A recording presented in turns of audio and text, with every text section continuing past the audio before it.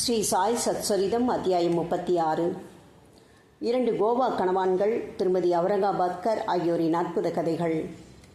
இந்த அத்தியாயம் கோவாவிலிருந்து வந்த 2 கணவான்கள் சோலாப்பூரின் திருமதி அவுரங்காபாத்கர் ஆகியோரின் அற்புத கதைகளை பற்றி கூறுகிறது. 2 கோவா கணவான்கள். ஒரு முறை சாய்பாபாவின் தரிசனத்தை பெறுவதற்காக கோவாவிலிருந்து இருவர் வந்து அவர் முன் வீழ்ந்து பணிந்தனர். இருவரும் ஒன்றாக வந்தபோதும் அவர்களில் ஒருவரிடம் மட்டுமே பாபா தட்சிணையாக ரூபாய் 15 கேட்டார். அதுவும் விருப்பமுடன் கொடுக்கப்பட்டது. மற்றொருவர் தாமாகவே முன்வந்து ரூபாய் 35 அளித்தார். மற்றெல்லோரும் ஆச்சரியப்படும்படியாக பாபா அதை பெற்றுக்கொள்ளவில்லை. அங்கிருந்த ஷாமா பாபாவிடம், என்ன பாபா, இருவரும் ஒன்றாக வந்தனர், ஒருவரின் தட்சிணை நீங்கள் கேட்டு பெறுகின்றீர்கள், மற்றொன்றை தாமாகவே அளித்த போதும் ஏற்றுக்கொள்ள மறுத்துவிட்டீர்கள், ஏன் இந்த வேறுபாடு என்றார். அதற்கு பாபா, ஷாமா, உனக்கு ஒன்றுமே தெரியாது.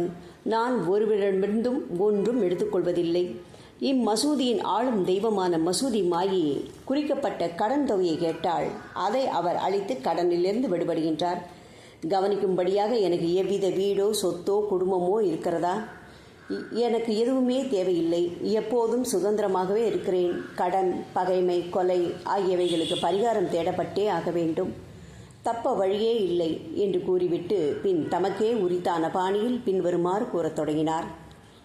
முதலில் அவர் ஏழையாயிருந்ததாகவும் அவருக்கு ஒரு வேலை கிடைத்தால் முதல் மாத சம்பளத்தை காணிக்கையாக செலுத்துவதாகவும் வேண்டிக் கொண்டார். மாதம் ரூபாய் 15 சம்பளம் உள்ள ஒரு வேலை அவருக்கு கிடைத்தது. பின்னர் சம்பளம் படிப்படியாக உயர்ந்து ரூபாய் 700 அடைந்தது. ஆனால் அவரின் சுபிட்சத்தில் அவர் வேண்டிக் கொண்டதை முழுமையாக மறந்துவிட்டார். கர்ம வினை அவரை இவ்விடம் தள்ளிவிட்டிருக்கிறது. அதனால் அத்தொகையை நான் அவரிடமிருந்து தட்சிணையாக பெற்றேன். மற்றொரு கதை. கடற்கரை ஓரமாக நான் உலவி திரிந்து கொண்டிருந்த போது ஒரு பிரம்மாண்டமான மாளிகையை வந்தடைந்தேன். அதன் தாழ்வாரத்தில் அமர்ந்தேன். வீட்டுக்காரர் எனக்கு நல்ல வரவேற்பளித்து வயிறார உணவளித்தார். உறங்குவதற்காக அலமாரிக்கு அருகிலுள்ள தூய சுத்தமான இடத்தை எனக்கு காண்பித்தார். அங்கு உறங்கினேன். நான் ஆழ்ந்த துயில் கொண்டிருக்கும் போது அம்மனிதன் சுவற்றை கன்னம் வைத்து உள் நுழைந்து என் பையில் இருந்த பணத்தை எல்லாம் கத்தரித்து எடுத்துக்கொண்டான். கண் விழித்த போது எனது 30,000 திருடப்பட்டு விட்டதை அறிந்தேன். பெரிதும் கவலையுற்று புலம்பிக் கொண்டிருந்தேன். பணம் கரன்சி நோட்டாக இருந்தது. அப்பிராமணன் அதை திருடிவிட்டான் என நான் நினைத்தேன். உணவிலும் பானத்திலும் எனது விருப்பத்தை எல்லாம் இழந்து அந்த தாழ்வாரத்திலேயே 15 நாட்கள் புலம்பி அழுது கொண்டு உட்கார்ந்திருந்தேன். 15 நாட்கள் கழிந்ததும் வழிப்போக்கரான ஒரு பக்கிரி நான் அழுது கொண்டிருப்பதைக் கண்டு எனது துன்பத்திற்கான காரணத்தை விசாரித்தார். நான் அவரிடம் எல்லாவற்றையும் கூறினேன். அதற்கு அவர், நான் சொல்லுகின்றபடி செய்தீரானால் உமக்கு பணம் திரும்ப கிடைக்கும். ஒரு பக்கிரியிடம் செல்லும், நான் அவரை பற்றி விவரம் தருகிறேன். அவரிடம் உம்மை முழுவதும் சமர்ப்பித்து விடும். அவர் உனது பணத்தை மீட்டு தருவார். இந்த இடைப்பட்ட வேளையில் பணம் திரும்ப கிடைக்கும் வரை உமக்கு பிடித்தமான உணவை விட்டுவிடவும் என்றார். அப்பக்கிரியின் அறிவுரைப்படி நடந்து எனது பணத்தை திரும்ப பெற்றேன். பின்னர் வாதாவை விட்டு நீங்கி கடற்கரையை அடைந்தேன். அங்கு ஒரு நீராவி கப்பல் நின்று கொண்டிருந்தது. அதில் கூட்டமாக இருந்ததால் ஏற முடியவில்லை. ஆனால் அங்கிருந்த நல்ல குணமுடைய பியூன் ஒருவன் எனக்காக குறுக்கிட்டதால் அதிர்ஷ்டவசமாக உள்ளே ஏறினேன். கப்பல் என்னை அக்கறை கொண்டு சேர்த்தது. அங்கிருந்து ரயிலேறி மசூதி மாயிடம் வந்தேன். கதை முடிந்தது. பாபா ஷாமாவிடம் அவ்விருந்தாளிகளை அழைத்துச் சென்று அவர்களின் உணவுக்கு ஏற்பாடு செய்யும்படி கேட்டுக்கொண்டார். பின்னர் ஷாமா அவர்களை வீட்டிற்கு அழைத்துச் சென்று உணவளித்தார்.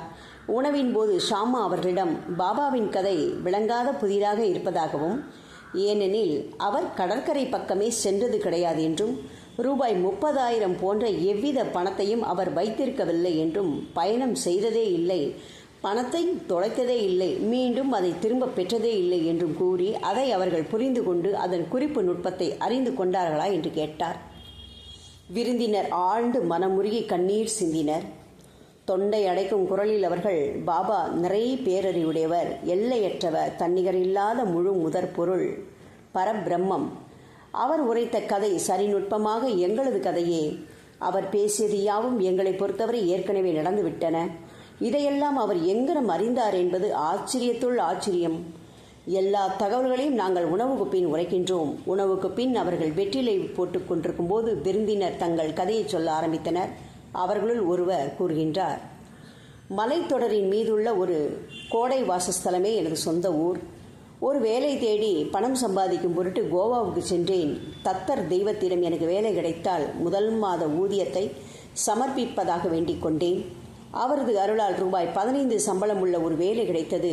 பாபா குறிப்பிட்டபடியே எனக்கு உத்தியோக உயர்வும் கிடைத்தது. எனது வேண்டுதலை பற்றியெல்லாம் அதன் பிறகு நிச்சயமாக மறந்தே விட்டேன். இவ்வகையாக பாபா அதை நினைவுபடுத்தி ரூபாய் 15 என்னிடமிருந்து மீட்டு பெற்றுக்கொண்டார். ஒருவர் நினைக்கும்படியாக அது தட்சிணை என்று பழைய கடன் ஒன்றை அடைத்தலும் நீண்ட நாள் மறந்து போன வேண்டுதலை நிறைவேற்றுதலும் ஆகும். நீதி. உண்மையில் ஒருபோதும் பாபா எந்த பணத்தையும் யாசிக்கவில்லை, தமது அடியவர்களையும் யாசிக்க அனுமதிக்கவில்லை.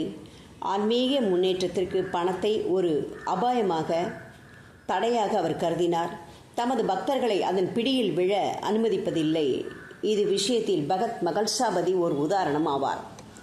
அவர் பரம ஏழை. வரவையும் செலவையும் ஒன்றாக்க அவரால் இயலவில்லை. பாபா அவரை ஒருபோதும் எந்த பணத்தையும் சம்பாதிக்க அனுமதிக்கவில்லை. தமது தட்சிணை பணத்தினின்றும் ஏதும் கொடுக்கவுமில்லை. ஒருமுறை ஹம்ஸ்ராஜ் என்ற தயாளமும் தாராள குணமும் உள்ள ஒரு வியாபாரி பாபாவின் முன்னால் மகள்சாபதிக்கு ஒரு பெரும் தொகை அளித்தார். ஆனால் பாபா அதை ஏற்றுக்கொள்ள அவரை அனுமதிக்கவில்லை. பின்னர் இரண்டாவது விருந்தினர் தனது கதையை கூறினார். எனது பிராமண சமையல்காரன் எனக்கு 35 ஆண்டுகள் விசுவாசத்துடன் பணிவிடை செய்து வந்தான். துரதிருஷ்டவசமாக தீய வழிகளில் இறங்கினான். அவன் மனம் மாறி என்னுடைய செல்வத்தையே கொள்ளையடித்தான். நாங்கள் எல்லாம் தூங்கிக் கொண்டிருக்கும் போது உள்ளே வந்து எனது அலமாரி வைக்கப்பட்டுள்ள அறையின் சுவற்றை கன்னம் வைத்து கரன்சி நோட்டுகளாக நான் சேகரித்திருந்த ரூபாய் 30,000 முழுவதையும் கொண்டு போய்விட்டான். பாபா அதே தொகையை எங்கனம் குறிப்பிட்டார் என்பது எப்படி என்பது எனக்கு தெரியாது. இரவும் பகலும் நான் அழுது கொண்டே இருந்தேன். எனது விசாரணைகளின் பலன் ஒன்றுமில்லை. ஆழ்ந்த கவலையில் அரை மாதத்தை கழித்தேன். தாழ்வாரத்தில் நான் அமர்ந்திருந்த போது அவ்வழியாக போய்க் கொண்டிருந்த ஒரு பக்கிரி வருத்தப்பட்டு நொந்து போயிருக்கும் எனது நிலையை கவனித்துவிட்டு அதன் காரணத்தை விசாரித்தார். அனைத்தை பற்றியும் அவரிடம் கூறினேன். கோபர்காவன் தாலுக்கா ஷீரடியில் சாயி என்ற பெயருடைய அவலியா ஒருவர் இருப்பதாக அவர் கூறினார். அவரிடம் ஒரு வேண்டுதல் செய்து கொண்டு, உனக்கு மிகவும் பிடிக்கும் உணவு ஒன்றை மனதில் நினைத்து உமது தரிசனம் பெறும் வரை உணவு உண்பதை நீக்கிவிட்டேன் என்று கூறிக்கொள் என்றார். பின்னர் அவ்வாறே நான் பிரார்த்தனை செய்து கொண்டேன். அரிசிச்சோறு சாப்பிடுவதை விட்டுவிட்டேன். பாபா அதை எனது சொத்து மீண்ட பிறகும் நான் உமது தரிசனத்தை பெற்றான பிறகும் உண்பேன் என்று கூறி உறுதி கொண்டேன். இதன்பின் 15 நாட்கள் கழிந்தன. அந்த பிராமணன் தானாகவே என்னிடம் திரும்பி வந்து எனது பணத்தை திருப்பி கொடுத்து தன் செயலுக்காக வருந்தி, எனக்கு பைத்தியம் பிடித்து இவ்வாறு நடந்து கொண்டேன். இப்போது உமது காலடிகளில் என் தலையை வைக்கிறேன். தயவு செய்து மன்னித்தருளும் என்றான். இவ்வாறு எல்லாமே நலமாகவே முடிவடைந்தன. என்னை சந்தித்து எனக்கு உதவிய பக்கிரி மீண்டும் காணப்படவில்லை. அப்பக்கிரி எனக்கு கூறிய சாய்பாபாவை காண வேண்டுமென்றே ஒரு தீவிர ஆர்வம் என்னுள் எழுந்தது. எனது வீடு வரை அந்த பக்கிரி சாய்பாபாவை தவிர வேறு யாரும் இல்லை என்று நான் நினைத்தேன். என்னை காண வந்து எனது தொலைந்து போன பணத்தை மீண்டும் பெற்றுத்தருவதற்காக எனக்கு உதவி புரிந்த அவரா 35 ரூபாய் பெறுவதற்காக ஆர்வமாயிருப்பார்? மாறாக எங்களிடமிருந்து எதையும் எதிர்பார்த்து கொண்டிராது எங்களை ஆன்மீக முன்னேற்ற பாதையில் அழைத்துச் செல்வதில் அவர் தம்மாலான முழு முயற்சியை எப்போதுமே செய்கிறார். திருடப்பட்ட எனது சொத்து மீண்டும் கிடைத்தவுடன் நான் பெரும் மகிழ்வுற்றேன். அந்த மயக்கத்தில் எனது வேண்டுதலையெல்லாம் மறந்துவிட்டேன். பின்னர் நான் கொலம்பாவில் இருந்தபோது ஒரு நாள் இரவு கனவில் சாய்பாபாவை கண்டேன். இது நான் ஷீரடிக்கு வருகிறேன் என்று எடுத்திருந்த பிரார்த்தனையை எனக்கு நினைவூட்டியது. அதனால் கோவாவுக்கு சென்று அங்கிருந்து கப்பலில் பம்பாய் வழியாக ஷீரடிக்கு செல்ல விரும்பினேன். ஆனால் துறைமுகத்துக்கு வந்தபோது அக்கப்பல் ஏற்கனவே கூட்டமாயிருப்பதையும் இடமில்லாததையும் அறிந்தேன். கப்பல் தளபதி என்னை அனுமதிக்கவில்லை. நல்ல குணமுடைய எனக்கு பழக்கமில்லாத ஒரு பியூன் குறுக்கிட்டதால் எனக்கு கப்பலில் இடம் அனுமதிக்கப்பட்டு பம்பாய் வந்து சேர்ந்தேன். பின்னர் ரயில் மூலமாக இவ்விடம் வந்தேன். பாபா எவ்விடத்தும் வியாபித்திருப்பவர் என்றும் எல்லாம் அறிந்தவர் என்றும் நான் நிச்சயமாக நம்புகிறேன். நாங்கள் யார்? எங்கள் வீடு எங்கே இருக்கிறது? பாபா எங்களது பணத்தை மீட்டு கொடுத்து தாமே எங்களை அவரிடம் ஈர்த்து இழுத்ததான எங்களது நல்ல அதிர்ஷ்டம்தான் எவ்வளவு பெரியது! ஷீரடியைச் சேர்ந்த மக்களாகி நீங்கள் நிச்சயமாக எங்களை காட்டிலும் எல்லையற்ற அளவு மேலானவர்களாகவும் மிகுந்த அதிர்ஷ்டம் வாய்ந்தவர்களாகவும் இருக்கின்றீர்கள். பாபா விளையாடி சிரித்து உரையாடி இவ்வளவு ஆண்டுகள் வாழ்ந்து கொண்டிருப்பதும் உங்களுடனேயே அல்லவா? உங்களுடைய பூர்வ புண்ணிய பலன் அளவிடற்கரியதாக இருக்க வேண்டும். ஏனெனில் அதுவே பாபாவை ஷீரடிக்கு இழுத்து விட்டிருக்கிறது. சாயியே எங்களது தத்தர். அவரே வேண்டுதலுக்கு கட்டளையிட்டார். கப்பலில் ஓர் இடமும் அளித்து என்னை இவ்விடம் சேர்ப்பித்தார். இவ்விதமாக அவரது எங்கும் நிறை பேரறிவிற்கும் எல்லாம் வல்ல பேராற்றலுக்கும் நிரூபணத்தை அளித்தார். திருமதி அவுரங்காபாத்கர் சோலாப்பூரைச் சேர்ந்த சக்காராம் அவுரங்காபாத்கர் என்பாரின் மனைவிக்கு 27 ஆண்டு காலமாக குழந்தை இல்லை. கணக்கற்ற பிரார்த்தனைகளை அவள் கடவுளர்களிடமும் அம்மன்களிடமும் செய்து கொண்டாள். ஆனால் வெற்றி பெறவில்லை. பின்னர் அவள் பெருமளவு நம்பிக்கை இழந்தவளாக ஆனாள். இந்த விஷயத்தில் இறுதியான முயற்சியாக தனது சகோதரியின் புதல்வனான விஸ்வநாத்துடன் ஷீரடி வந்து பாபாவுக்கு சேவை செய்து கொண்டு 2 மாதங்கள் தங்கியிருந்தாள். மசூதிக்கு அவள் சென்ற போதெல்லாம் கூட்டத்தால் மசூதி நிரம்பி இருப்பதையும் பாபா பக்தர்களால் சூழப்பட்டிருப்பதையும் கண்டாள். அவள் யாரை தனியாக கண்டு வீழ்ந்து வணங்கி தனது இதயத்தை திறந்து பிள்ளை வரம் வேண்ட விரும்பினாள். ஆனால் உரிய சந்தர்ப்பம் கிடைக்கவே இல்லை. முடிவாக அவள் பாபாவிடம் அவர் தனியாக இருக்கும்போது தனக்காக பேசும்படி ஷாமாவிடம் கேட்டுக்கொண்டாள். ஷாமா அவளிடம் பாபாவின் தர்பார் வெளிப்படையானது என்றும் எனினும் அவளுக்காக தான் முயற்சிப்பதாகவும் கடவுள் அவரை ஆசீர்வதிக்க வேண்டும் என்றும் கூறினார். தேங்காயுடன் ஊதுபத்தியுடனும் முன்னிருக்கும் திறந்த வெளியில் பாபாவின் உணவு நேரத்தில் தயாராக இருக்கும்படியும் அவர் அவளுக்கு ஜாடை காண்பித்தும் வரவேண்டும் என்றும் கூறினார். ஒரு நாள் உணவுக்கு பின் பாபாவின் ஈரக்கையை ஷாமா துண்டால் துடைத்து விட்டு கொண்டிருந்தார். பாபா அப்போது அவர் கன்னத்தை கிள்ளி விட்டார். ஷாமா பொய் கோபத்துடன், தேவா, இந்த மாதிரி என்னை கிள்ளுவது சரியா? இந்த மாதிரி கிள்ளி குறும்பு செய்யும் கடவுள் எங்களுக்கு தேவையில்லை. நாங்கள் உங்களையே சார்ந்து இருப்போம் அல்லவா? இதுதான் எங்களது நெருக்கமான உறவின் பலனா? பாபா, ஓ ஷாமா, கடந்த 72 தலைமுறைகளாக நீ என்னுடன் இருக்கிறாய். இதுவரை உன்னை நான் கிள்ளியதில்லை. இப்போது நான் உன்னை தொட்டதை குற்றமாக கொண்டு கோபித்துக் கொள்கிறாயே?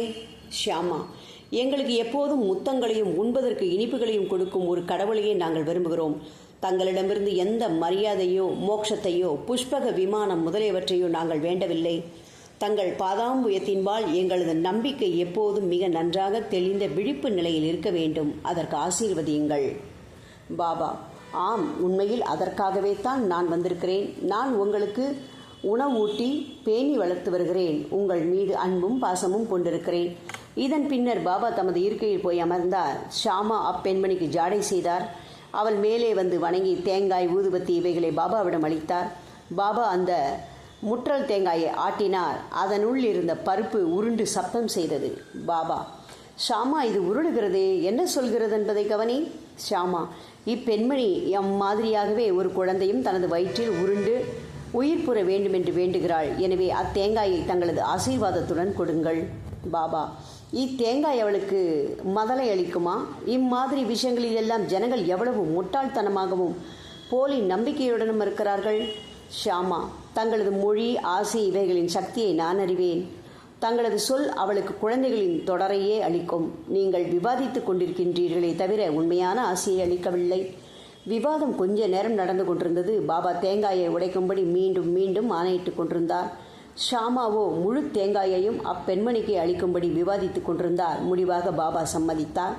பாபா, அவளுக்கு ஒரு குழந்தை பிறக்கும். ஷாமா, எப்பொழுது? பாபா, 12 மாதங்களில். இதன் பேரில் தேங்காய் 2ஆக உடைக்கப்பட்டு ஒரு பகுதியை இருவரும் உண்டனர். மறுபகுதி அவளிடம் அளிக்கப்பட்டது.